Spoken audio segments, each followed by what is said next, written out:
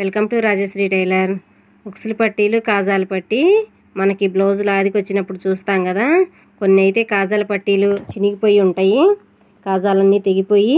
అలా ఉండకుండా చాలా గట్టిగా ఉండాలి అని అంటే ఇలా వేసుకోండి.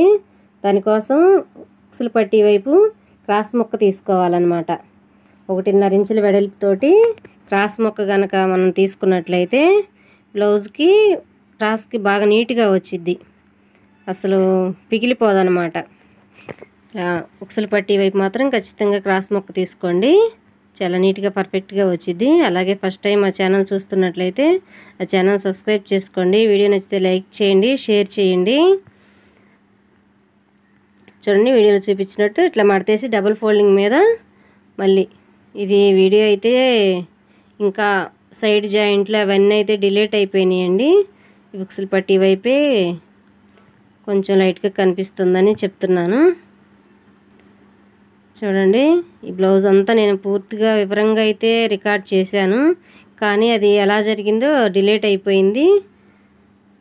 ఒకే వీడియోలో పెట్టడానికి వీడియో పెద్దదైపోయిద్దని చెప్పి నేను ఇలా చిన్న చిన్న వీడియోలాగా తీసి పెడితే అది నాకు తెలియలేదు, డిలీట్ అయిపోయింది. అలాగే ఇప్పుడు కాజాల పట్టీ వైపు 3.5 ఇంచుల వెడల్పు తీసుకోండి. 3.5 ఇంచుల వెడల్పు తీసుకొని ఇట్లా పైన నుంచి కాజాల పట్టీకి స్ట్రైట్గానే తీసుకోవచ్చు. కాజాల పట్టీకి స్ట్రైట్గానే తీసుకొని ఇట్లా పైన నుంచి కుట్టేసుకున్నాం కదా, మళ్ళీ దీన్ని రివర్స్ చేసుకోండి.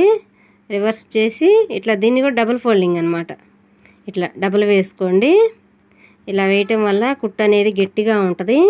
బ్లౌజ్కి మనం కాజాలు కుట్టినప్పుడు వాళ్ళు టైట్గా బ్లౌజ్ వేసుకున్నా కూడా పిగిలిపోకుండా ఉండిద్ది, ఎందుకంటే స్టిఫ్గా ఉంది కదా.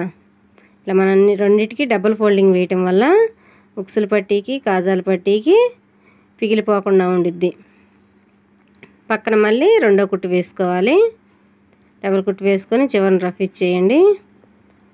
అలాగే వీడియో నచ్చితే లైక్ చేయండి, ఛానల్ని సబ్స్క్రైబ్ చేసుకోవటం మర్చిపోవద్దు. ఇప్పుడు చూడండి, సమానంగా ఉంది. ఇంకా దీన్ని ఒకటి మడత పట్టి ఒకటి పెంపు పట్టి అని కూడా అంటారు కదా.